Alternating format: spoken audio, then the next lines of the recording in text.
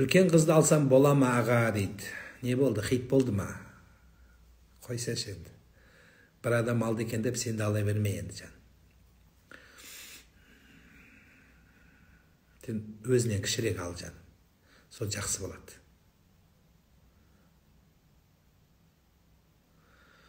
Түсінесің, ойнайсың, жаңағындай анау күйеуіңмен қалжыңдасасың, сонда жақсы болады. Үлкен кісіні алсаң, қалжыңдасамайсың онымен. Мысалы сен су шашып ойнау керек. Китайский пистолет бар ғой? Сол китайский пистолетпен су шашып ойнасаң болады. Өзіңнен кіші болса. А сен өзіңнен үлкен апаға үйленсең, пистолет шашамайсың оған. Шелекті басыңа кезеді. Соны не істейсің? Таяқ жейсің. Тұсауды әкесі кесуге бола ма? Енді әкесі кеспегенде кім кеседі? Біз анау жалынып болдық, чемпион, андай, мындай көп адамға жалынамыз. Өз әкенің әкелер өз баласының құлағына азанды өз айтсын. Атты әкесі қойсын, тұсауын әкесі кессін. Повторно бір үлкен атақты кісіге кестіріп, бір ағайын болайын десең, бопты енді, ода тұрған ештеңе жоқ. Бірақ әкесінен артық балаға жақын адам таппайсыздар бұл өмірде. Сондықтан әкені қадірлегенді үйрену керек біз. Біздің ел әкесін жоғары бағалаған.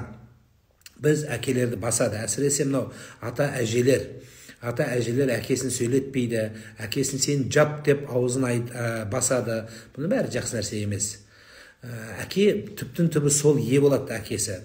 Алланың алдында да әкеден сұрақ сұралады. Сондықтан әкесін құрметтеп үйретіңіз. Әсіресе аналар, бұл сіздерге байланысты. Аналар әкесі үйде жоқ кезде жақсы тәлімде, әкеңді сыйла, әкең келгенде орнынан тұр, әкеңнің аяқ киімін жу деген сияқты ортада сөз болған кезде, ұрысып қалған кезде көп әйелдер балаларымен сырын бөлісіп, папасын жамандайтын әдетті қойыңыздар. Папаны жамандаған әдетті қойыңыздар. Папасымен ұрысып қалсаңыз да, жақсы сөз сөйлеңіз. Балаңызды ортаңыздағы дауға араластырмаңыздар. Папасымен сен ұрысып қал, мейлі маған десең, бөлек кетіп қал. Ажырасып кетсең де әкесін жамандатпаңыздар. Ол сол тұқымнан тараған, сондықтан жақсы сөз сөйлетіп үйренсеңіз, бұл сіздің бағыңыз болады. Бұл Алланың алдына еселеп сауап қайтады сізге. Бұл ұлықтық қалып келеді. Баланы әке бағын ашады. Әке баланың жолын тосады. Әке баланың бағын ашады. Бұл екеуі де әкеге тікелей байланысты дүние. Сондықтан әкесі айтсын дейміз азанда. Баланың келешегі жақсы болсын десеңіздер, әкесінің қызметін жасап үйретіңіздер.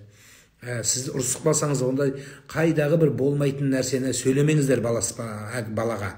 Папаң осындай деп жамандайтын